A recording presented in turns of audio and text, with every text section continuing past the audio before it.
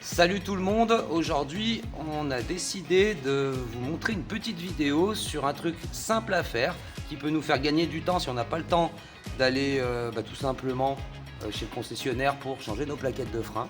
Et donc on va vous montrer rapidement comment il faut faire. C'est très simple, il nous faut très peu d'outillage. En gros, une clé de 14 pour démonter l'étrier en lui-même, une petite clé de 8 qui nous permettra de déverrouiller les plaquettes. Et une fois que ce sera fait, on extrait tout, on remet les nouvelles plaquettes et on repart. Déjà, première chose, moi j'aime bien quand c'est propre. Donc un petit coup de nettoyant frein déjà juste pour pas m'en mettre de partout. Et je travaille toujours avec des gants. Allez, première étape c'est fait. Maintenant on va dévisser les mâchoires.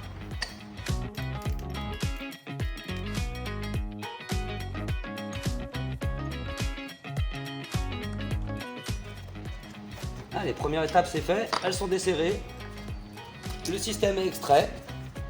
Voilà, on voit qu'il reste encore un petit peu de garniture, mais il n'y en a pas énormément. Voilà, donc c'est le moment de les changer, on est sur les petits témoins, donc on y va.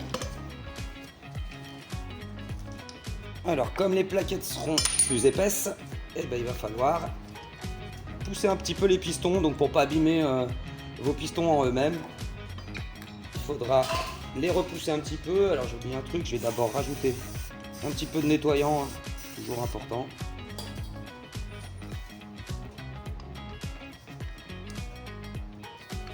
Voilà, je suis en train d'écarter mes pistons de façon à récupérer de la place donc pour mes plaquettes.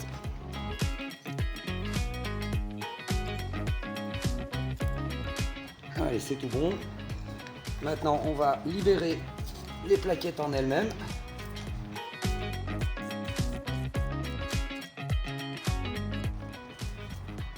Voilà, il faut toujours faire attention au ressort de maintien, l'anti-vibration. Voilà, du coup, une plaquette est tombée. La deuxième va sortir. Voilà, pas de souci. Voilà qui est fait.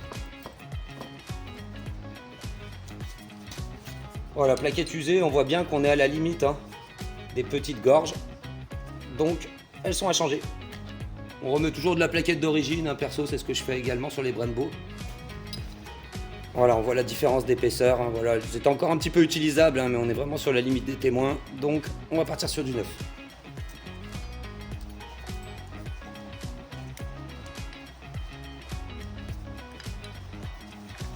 Donc, il suffit juste de les remettre à l'endroit où elles étaient.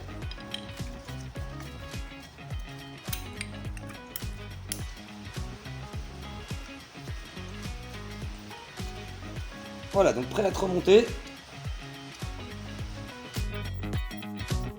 On revisse la vis de maintien. Je finirai de bloquer en place tout à l'heure. Voilà, je remets tout en place. Les plaquettes, chacune d'un côté du disque. Ça freinera mieux.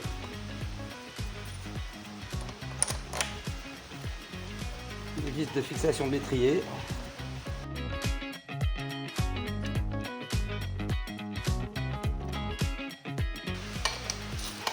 Voilà, maintenant je rebloque un peu. Voilà. Il ne faut pas que ce soit trop serré. N'oubliez pas, il y a toujours un couple de serrage. J'ai pas ma clé dynamométrique aujourd'hui. Mais sinon, je fais toujours un couple précis. Voilà, je finis le blocage de mes plaquettes.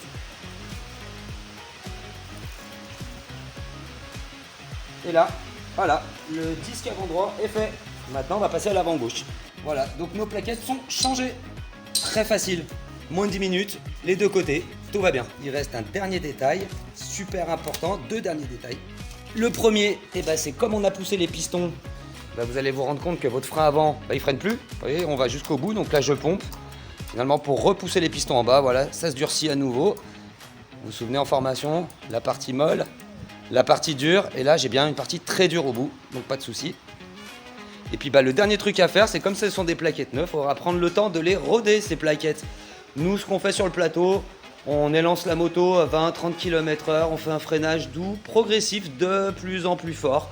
Voilà, on en fait une dizaine, une quinzaine, et vous allez voir que la plaquette sera déglacée et ça fonctionnera mieux.